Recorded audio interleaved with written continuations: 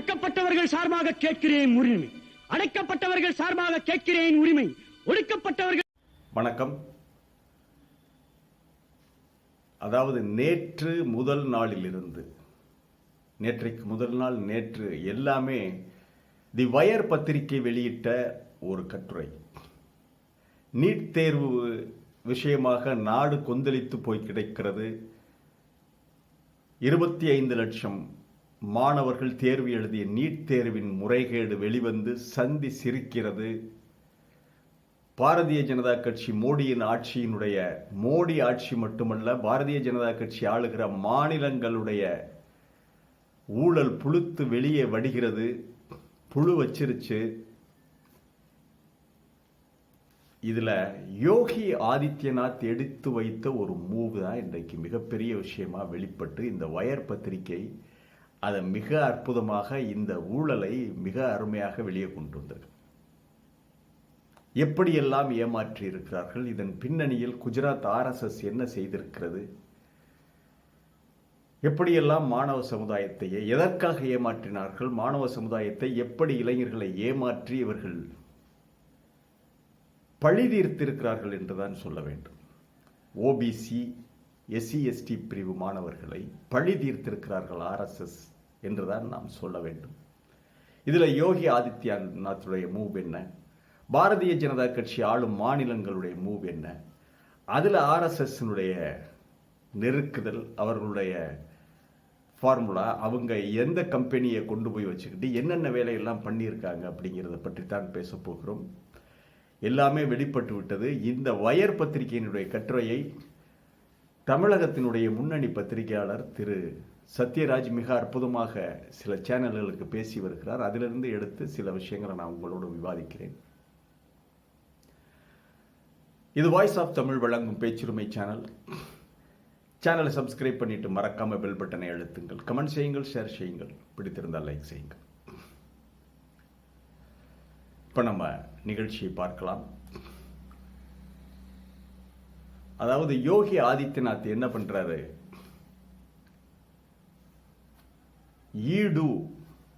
EDU டெஸ்ட்ங்கிற கம்பெனிக்கு தடை போடுறாரு. இந்த EDU டெஸ்ட்ங்கிற கம்பெனி இந்த வருடம் யூபியில் நடத்தின 63,000 கான்ஸ்டபிள் பதவிகளுக்கு ஒரு எக்ஸாம் நடந்தது.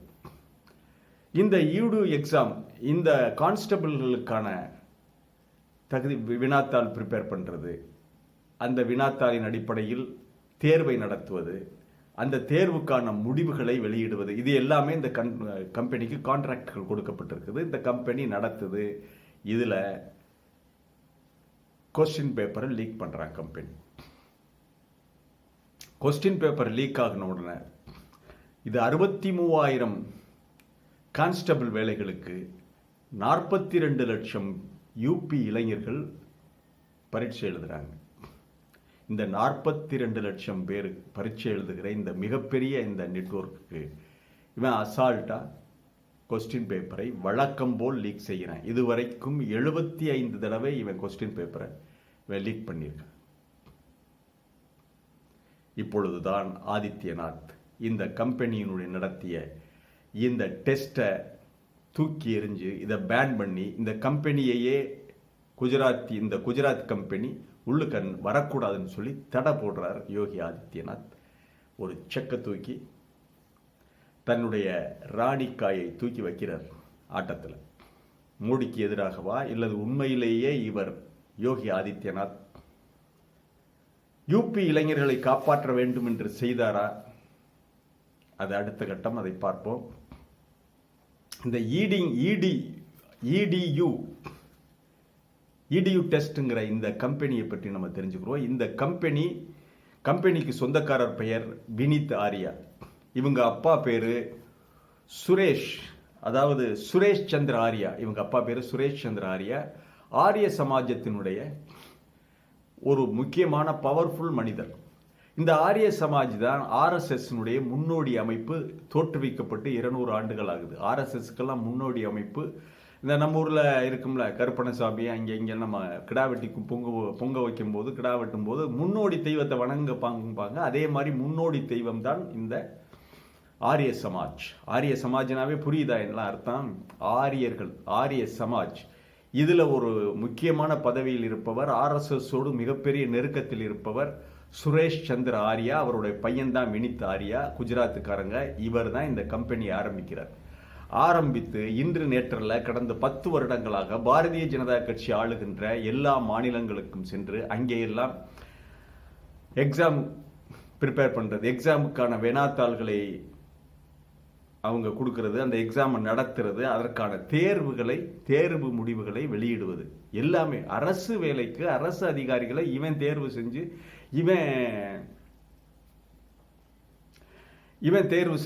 இவன் ரிசல்ட் போட்டு இவன் அதிகாரிகள் அந்த வேலைக்கான ஆட்களை தேர்ந்தெடுக்கிறான். எவ்வளவு பெரிய வேடிக்கை பாருங்க.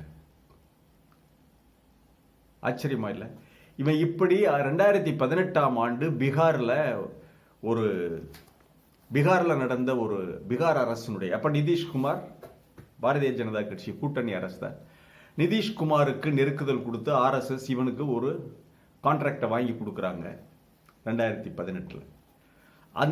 அது எதுக்கு வாங்கி கொடுக்குறான்னா 2018 கான்ஃபைஸ் லிமிடெட்ங்கிற பேரில் தான் பீகார் ஸ்டாஃப் செலெக்ஷன் கமிஷனுக்கு இவனுடைய பேர் அப்போ CONFISC கான்ஃபைஸ் லிமிடெட் பிரைவேட் லிமிடெட்ங்கிற பேரில் இந்த கம்பெனி அவன் வச்சிருக்கான். இந்த கம்பெனி தான் போகுது பீகாருக்கு. ஆர்எஸ்எஸ் இவர்களுக்கு பரிந்துரை செய்ததாகவும் அதன் அடிப்படையில் பீகார் முதல்வர் நிதிஷ்குமார் இவருக்கு இந்த கான்ட்ராக்ட் கொடுக்குறாரு. அதன் பிறகு அங்கே நடத்தின ஸ்டாஃப் செலெக்ஷன் கமிஷனில் நடத்தின கொஸ்டின் பேப்பரை லீக் பண்ணி முக்கியமான ஆட்களுக்கு லீக் பண்ணி அந்த எக்ஸாமை இது பண்ணி பிடிபட்டுறா. இது கோர்ட்டுக்கு போகுது. எதிர்த்தரப்பு சும்மா இருக்க மாட்டாங்கல்ல, ஓபிசி செக்ஷன், அவங்க வழக்கு போடுறாங்க. பீகார் அரசு இவனை தடை பண்ணுறாங்க. இந்த கான்ஃபைஸ் பிரைவேட் லிமிடெட் இதை தடை பண்ணி இந்த வினித் ஆரியாவை வேற வழி இல்லை, பிரச்சனை பெருசாகின உடனே வினித் ஆரியாவை பிடிச்சி உள்ள வைக்கிறாங்க. அவனுக்கு 10 வருஷம் ஜெயில் சொல்லியிருக்கணும். ஆனால் வினித் ஆரியா உள்ள போன உடனே என்ன பண்றேன், நான் மென்டலாக போறேன், நான் சாக போறேன், நான் மென்டல் ஆகிட்டா இந்த நாட்டுக்கே ஆபத்து அப்படின்னு சொல்லி கோர்ட்டில் பெட்டிஷன் ஃபைல் பண்ணி ஜாமீனில் வெளிவந்து வெளிநாட்டுக்கு தப்பிச்சு ஓடி போயிடுறான். அதன் பிறகு திரும்பி வந்துதான் இவன் என்ன பண்றான், இந்த கான்ஃபைஸ்ங்கிற பேரை விட்டுட்டு EDU டெஸ்ட் அப்படிங்கிற புது பேர்ல முகமூடி அணிந்து ரெஸ்லிங்ல வருவாங்கல்ல, அதே மாதிரி முகமூடி அணிந்துகிட்டு அந்த முகமூடியை கலட்டி வச்சுட்டு வேற ஒரு முகமூடியை போட்டி கொண்டு இதே வினித் ஆரியா பீகாருக்கு வர்றான். பீகார்ல வந்து மறுபடியும் 2023 ஒரு கான்ட்ராக்ட் கிடைக்குது அவனுக்கு. அது என்னன்னா, அந்த செகண்ட் கிரேட் டீச்சர்ஸ்களுக்கெல்லாம் அவங்களுக்கெல்லாம் ஒரு தேர்வு நடத்தி அவங்களையெல்லாம் தேர்வு பண்ற ஒரு கான்ட்ராக்டை கொடுக்குறாங்க. அவங்களுக்கு மார்க் போடுறதுலேருந்து அவங்கள நீங்கள் எல்லாம் பாஸ் பண்ணிட்டீங்கன்னு சொல்கிற வரைக்கும் மார்க் போட்டு அந்த எல்லாமே கம்ப்ளீட் செலக்ட் பண்ணி கொடுக்க வேண்டிய பொறுப்பு அவனுடைய கான்ட்ராக்ட் கிடைக்குது. 3 வருஷத்துக்கு பிறகு யாருக்கு, அதே வினித் ஆரியா வேற முகமூடியில் வேற பேரில் வர்றேன், EDU டெஸ்ட்டுங்கிற பேரில் வர்றேன் இந்த கம்பெனி. இதில் என்ன ஆச்சரியம்னா, அவன் 5650 பேரை நீங்க பாஸ் பண்ணிட்டீங்கன்னு வெளியிடுறேன். ஆனா உள்ள போய் பார்த்தா இந்த 5000 மற்ற ஸ்டூடெண்ட்ஸ் ஒழுங்கா எழுதி பாஸ் ஆகாதவன் இது பண்ணல, என்னடா மக்கு பையெல்லாம் பாஸ் பண்ணியிருக்கேன், நான் ஃபெயிலா போடுறா வெரிஃபிகேஷன் போட்ட உடனே 5650 பேருமே எலிஜிபிளுக்கான மார்க்கை வாங்கல. ஆனா பாஸ் பண்ணதா இவன் அறிவிச்சிட்டான். பிரச்சனை பெருசாகுது, அங்கிருந்து விரட்டி விடுறாங்க. குஜராத்தில் மட்டும் இவன் கிட்டத்தட்ட குஜராத்தில் மட்டும் 43 தடவையே என்னவோ கொஸ்டின் லீக் பண்ணியிருக்காங்க. குஜராத்தில் கொஸ்டின் லீக் பண்ணுறது அவனுக்கு வேலையே. குஜராத்தில் நடந்த அரசு தேர்வுகள் அனைத்தும் இவனுக்கு தான் கொடுக்கப்பட்டது. திருப்பி அவன் தான் லீக் பண்ணுறான், கொஸ்டின் லீக் பண்ணுவான். அவனுக்கு வினாத்தால் அடிச்சு கொடுக்குற கம்பெனி பேர் சூர்யா பிரஸ் பிரிண்டர்ஸு. அந்த சூர்யா பிரிண்டர்ஸ் தான் 1978 நம்ம மோடிஜி ஏதோ ஒரு புத்தகம் எழுதியிருக்காரு. ஐயா, மோடி புத்தகம் எழுதுனா எப்படியா இருக்கு, மோடிஜி ஒரு புத்தகம் எழுதியிருக்காரு. அந்த புத்தகத்தை இப்போ ஃப்ரீயாக அடிச்சு கொடுத்துருக்கான் 1978. மோடியெல்லாம் அவ்வளோ பெரிய ஆள் கிடையாது. அந்த செஞ்சோற்று கடன் கழிக்கிறதுக்கு வேற இதே கிடையாதையா. மோடி சென்றும் செஞ்சோட்டு கடன் கிடைக்கிறதுனா உன்னுடைய பிஎம் ஃபண்டில் இருந்து எதையாவது எடுத்து கொடுக்க வேண்டியதானே? அதுக்கு இளைஞர்களுடைய எதிர்காலமா உங்களுக்கு கிடைச்சது? இளைஞர்களுடைய எதிர்காலத்தை இப்படி சீரழிக்கலாமா? இப்பொழுதுதான் யோகி மறுபடியும் அங்கே ராஜஸ்தான், இங்கே மட்டும் இல்லை, சத்தீஸ்கர், அவன் ஆட்சி எங்கெங்க நடந்துச்சோ, மத்திய பிரதேஷ், சத்தீஸ்கர், ராஜஸ்தான், இப்ப எல்லா மாநிலங்களையும் கொந்தளிச்சு போயிருக்கிறாங்க.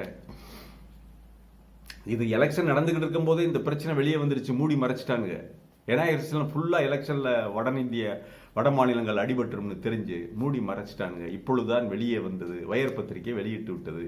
இப்பொழுது யூபியில் வழக்கம் போல நாக்க தொங்க போட்டுக்கிட்டு போயிருக்கான். போய் கொஸ்டின் லீக் பண்ண உடனே அவன் மோடி, இதுதான் சரி சந்தர்ப்பம், உன்னுடைய யோக்கியதை இதுதான், இந்த குஜராத்திகளுடைய யோக்கியதை இதுதான் அப்படின்னு சொல்லி ஒரு செக் வச்சு, மோடிக்கும் ஒரு செக்காக போச்சு அப்படின்னு பேன் பண்ணிட்டாங்க. சரி, இப்போ நம்ம இன்னொரு விஷயத்தை பார்ப்போம். இந்த கொஸ்டின் பேப்பர் லீக் பண்ணி சம்பாரிச்சு இவன் வாழ்றானா? இந்த கொஸ்டின் பேப்பரை லீக் பண்ணா சில கோடிகள் கிடைக்கும். ஆர்எஸ்எஸ்க்கோ அதுல பங்கு பெற்றிருக்கவங்களுக்கு தேவையில்லையா? ஒரு மணி நேரத்துக்கு பல கோடி ரூபாய்களை அமெரிக்க வாழ் இந்தியர்களும் ஐரோப்பிய வாழ் இந்தியர்களும் இந்த ஆரிய சமாஜ் ஆர்எஸ்எஸ்க்கு அள்ளி கொடுக்கிறாங்க. சொடக்கு போட்டால் உடனடியாக கோடிகளை கொண்டு வந்து கொட்டுவதற்கு இந்திய அம்பானி, அதானி உள்ளிட்ட எத்தனையோ தொழிலதிபர்கள் இருக்காங்க, நடிகர்கள் இருக்கிறாங்க, கோடி கோடியாக குவித்து வைத்திருக்கின்ற இந்து மடாதிபதிகள் இருக்கிறார்கள். ஆர்எஸ்எஸ்க்கு பணத்துக்கெல்லாம் ஒன்றும் குறையில்லை. பிறகு ஏன் இவர்கள் இதை செய்கிறார்கள், தொடர்ந்து செய்கிறார்கள் என்றால் இங்கதான் நம்ம பார்க்கணும். இடஒதுக்கீடு கொடுத்து இந்த கீழ்த்தட்டு மக்கள், லோவர் கிளாஸ், வேற வழி இல்லாதவர்கள், தெருவிலே நிற்கின்ற விளிம்பு நிலை மக்கள், கடைசி படிக்கட்டில் நிற்கின்ற மக்கள், ஏழை எளிய மக்கள், பிற்படுத்தப்பட்டோர், மிக பிற்படுத்தப்பட்டோர், தாழ்த்தப்பட்டோர், சிறுபான்மையினர், இவங்களுக்கெல்லாம் இடஒதுக்கீடு கொடுக்கறதில்ல, கொடுத்து இவனுங்க வர்றாங்க. அப்ப நான் என்ன பண்ணுவேன்? எங்க ஆளுகளை இப்படி ஒரு கம்பெனி ஆரம்பிச்சு பாரதிய ஜனதா கட்சி ஆளுகிற மாநிலங்களில் எங்க ஆளுகளுக்கு கொஸ்டின் லீக் பண்ணிடுவேன். எங்க ஆளுகளுக்கு நான் பாஸ்போர்ட் விடுவேன். நீ இடஒதுக்கீடுல வர்ற, நான் கொஸ்டின் பேப்பரை லீக் பண்ணி வர்றேன். இது முற்பட்ட முற்பட்ட வகுப்பினருக்காக, எல்லா வகுப்பினருக்கும் கிடையாது. அவன் ரொம்ப அழகா, ரொம்ப கிளியரா செய்வான். எப்படின்னா, அவன் பேரை வச்சு ஜாதியை கண்டுபிடிக்கலாம். வினித் ஆரியாவா, சுரேஷ் சந்திர ஆரியாவா, அப்பா ஐயர், ஃபார்வர்ட் காஸ்ட், ஜாதியை குறிப்பிடுவதற்கு மன்னிக்க வேண்டும், இவர்கள் இப்படி செய்வதனால் நம்ம சொல்றோம். ஆச்சாரியாவா, பாஸ், இந்த கொஸ்டின் பேப்பர் வாங்கிட்டு போ. ஷர்மாவா, வாங்கிட்டு போ. சௌத்ரியா, வாங்கிட்டு போ. ஆரியாவா, வாங்கிட்டு போ. பேர்ல இருக்கு சார், இந்த பேர்ல கண்டுபிடிச்சு இந்த கொஸ்டின் பேப்பர் வந்து வாங்கிக்க. பணமா? வேணாம். நீங்க இதற்கு ஒரு உதாரணத்தை நான் சொல்லுகிறேன். இப்ப இடி ரைடில் ஒரு ஆபீசர் வந்து மதுரையில் ஒரு கம்பெனியை மிரட்டி 40 லட்சம் என்னமோ வாங்கினார்ல, அவர் பேர் கொஞ்சம் எனக்கு ஞாபகம் இல்லை. அந்த நபர் எங்க தெரியுமா படிச்சு வந்தாரு? ஆர்எஸ்எஸ் கேம்ப்ல படிச்சு, ஆர்எஸ்எஸ் நடத்துகிற பயிற்சி முகாமில் படித்து தான் எக்ஸாம் எழுதி அவர் இடி துறைக்கு, மத்திய அமலாக்கத்துறைக்கு அவர் தேர்வாகினார். இப்ப எல்லாம் விளங்குதா? மத்திய அமலாக்கத்துறைக்கு தேர்வாகியவன் தான் அவன். யாருன்னா, ஆர்எஸ்எஸ் பல்வேறு எக்ஸாம் ப்ரிப்பேர் பண்ணது, எக்ஸாம்களுக்கு இந்திய ஆட்சி பணி, இந்தியாவில் இருக்கிற மேல்தட்டு வர்க்க அந்த ஆட்சி பணிகளுக்கான தேர்வு எக்ஸாமுக்கான ஒரு கேம்ப் நடத்துறாங்க, ஒரு டுட்டோரியல் காலேஜ் மாதிரி நடத்துறாங்க. அவங்க அந்த உயர் சாதி அமைப்பினர்களுக்கு, ஆர்எஸ்எஸ்ல உள்ளவங்களுக்கு, அவங்களுக்கு இந்த பயிற்சி முகாமை நடத்தி அவங்கள தேர்வு எழுத சொல்றாங்க. தேர்வு எழுதும் போது ஆர்எஸ்எஸ் தன்னிடம் பயிற்சி பெற்ற தன்னுடைய டுட்டோரியல் காலேஜ், தான் நடத்துகின்ற பயிற்சி பள்ளிகளில் படிக்கின்ற தன்னுடைய ஆர்எஸ்எஸ் சார்பு பிள்ளைகளுக்கு ஆர்எஸ்எஸ் என்ன செய்வான்? கொஸ்டின் பேப்பரை லீக் பண்ணுவானா இல்லையா? இப்ப வந்துருச்சா வெளியே? இவங்களுடைய வண்டவாளம் தண்டவாளத்தில் ஏறுதா? அப்ப கொஸ்டின் பேப்பரை ஆர்எஸ்எஸ் லீக் செய்கிறான். யாருக்குன்னா தன்னுடைய பயிற்சி முகாமில், தான் நடத்துகிற பயிற்சி முகாமில் படிக்கிற அந்த ஸ்டூடெண்ட்ஸுக்கு இவன் கொஸ்டினை லீக் பண்ணியிருக்கான். இதுதான் நடந்திருக்க முடியும். இப்படி நீ இடஒதுக்கீடு கொடுத்தால் நான் கொஸ்டின் பேப்பரை லீக் பண்ணுவேன். அதற்காக ஆர்எஸ்எஸ் பாரதிய ஜனதா கட்சி ஆளுகிற மாநிலங்களை, அங்கே இருக்கிற ஐஏஎஸ் அதிகாரிகளை பயன்படுத்தி கொண்டு, அங்கே இருக்கிற அதிகார வர்க்கத்தை பயன்படுத்தி கொண்டு பரிந்துரை செய்ய வைத்து இதற்குன்னு ஒரு கம்பெனி ஆரம்பிச்சு இவங்க ஒரு நெட்வொர்க்காக பண்ணியிருக்காங்க ஆர்எஸ்எஸ். இதற்கு பின்னாடி இருக்கிறது ஆர்எஸ்எஸ் தாங்க, வேற யாரும் கிடையாது. இதற்கு பின்புறம் இருப்பது ஆர்எஸ்எஸ். ஆர்எஸ்எஸ் அதிகாரம் செலுத்துகிறது. பாரதிய ஜனதா கட்சி ஆளுகிற மாநிலங்களில் அதிகாரம் செலுத்தி தான் நடத்துகிற, தன்னிடம் பயிற்சி பெற்ற, தான் நடத்துகிற டுட்டோரியல் கல்லூரிகள், இந்திய அரசு பணிக்கான உயர்மட்ட அரசு பணி அல்லது கீழ்மட்ட அரசு, எதுவோ எதற்காக இருந்தாலும் அவர்கள் தகுதியுள்ள, அவர்களுக்கு அவர்களுடைய குரூப்ல, அவங்களுடைய உயர் வர்க்கத்தில் இருக்கிறவங்களுக்கு பயிற்சிங்கிற பேரில் பயிற்சி கொடுக்குறாங்க. அங்கே பயிற்சி மட்டுமல்ல, கொஸ்டின் பேப்பரும் லீக் செய்யப்படுவதற்கான வாய்ப்பு அதிகமாக இருக்கிறது. ஏன்னா அவனுக்கு டக்குன்னு அவன் கொடுத்துருவான்ல, நாங்கள் நடத்துறதுக்கு கொடுப்பா அப்படின்னு சொல்லி. ஸோ ஆர்எஸ்எஸ் இதற்கு பின்னணியில் எதை செய்கிறது என்றால், ஓபிசி, பிசி, அந்த ஓபிசி அதாவது MBC, BC, SC, ST, minorities இவங்களுக்கு இடஒதுக்கீடு. இந்த இடஒதுக்கீடுக்கு எதிராக நான் எங்களுடைய ஆளுகளுக்கு, ஆரியாவுக்கு, ஆச்சாரியாவுக்கு, சாஸ்திரிக்கு, சர்மாவுக்கு கொஸ்டின் பேப்பரை லீக் பண்ணுவேன். நீங்க என்ன வேணாலும் செஞ்சுக்கிறீங்கடா, இதுல எதுவும் யாரும் தலையிடாத அப்படின்னு சொல்லி இப்படித்தான் இவர்கள் செய்திருப்பதற்கான 100% வாய்ப்பு இருக்கிறது. இப்போது யோகி ஆதித்யநாத்துக்கு இந்த ஒரு சந்தர்ப்பம் கிடைத்து விட்டது. மோடிக்கு எதிராக ஒரு செக்கை தூக்கி வைக்கிறதுக்கு அழகா தூக்கி வச்சுட்டார். குஜராத்திகள் குஜராத் கம்பெனிக்கு பேன் பண்ணிவிட்டார், நுழையாதுன்ட்டார் யூபிக்குள்ள. யோகி எதற்காக செய்தாரோ தெரியாது. கான்ஸ்டபிள் வேலைக்கு வர்றேன், அந்த கான்ஸ்டபிள் வேலைக்கு வர்றவன் நேர்மையா வரப்படாதா? அவனும் ஃப்ராட் பண்ணி பித்தலாட்டம் பண்ணி உள்ள வந்தா அவனை வச்சுக்கிட்டு நான் எப்படிடா நேர்மையான நிர்வாகத்தை கொடுக்கறதுன்னு ஒரு நிமிஷம் யோகி சிந்தித்திருக்கலாம். அல்லது இது தாண்டா சந்தர்ப்பம், மாட்டின என்னை எவ்வளவு அமுக்கி வச்சு அரசியலை விட்டு என்னை காலி பண்றதுக்கு குஜராத் லாபி என்னென்ன பண்ணிருக்கீங்க, இப்ப மாட்டினீங்க, இந்த வைக்கிற செக் அப்படின்னு சொல்லி இப்படியும் செய்திருக்கலாம். எப்படியோ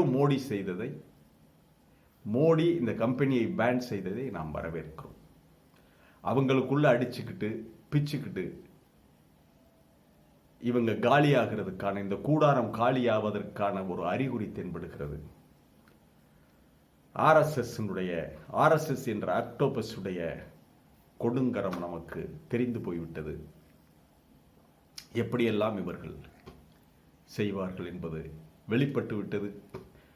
ஓரளவு நான் விரிவாகவே சொல்லியிருக்கிறேன். இதுதான் காரணம். இந்த இடஒதுக்கீட்டுக்கு எதிராக ஆர்எஸ்எஸ் 10 ஆண்டுகளாக செய்திருக்கின்ற மாபாதக செயலை அனைவரும் சேர்ந்து எதிர்க்க வேண்டும். இவர்களுடைய முகத்திரையை கிழிக்க வேண்டும். மீண்டும் ஒரு காணொளியிலே சந்திக்கிறேன். இது வாய்ஸ் ஆஃப் தமிழ் வழங்கும் பேச்சுரிமை சேனலை சப்ஸ்கிரைப் பண்ணிட்டு மறக்காம பெல் பட்டனை அழுத்துங்கள். கமெண்ட் செய்யுங்கள், ஷேர் செய்யுங்கள், பிடித்திருந்தால் லைக் செய்யுங்கள். நன்றி, வணக்கம்.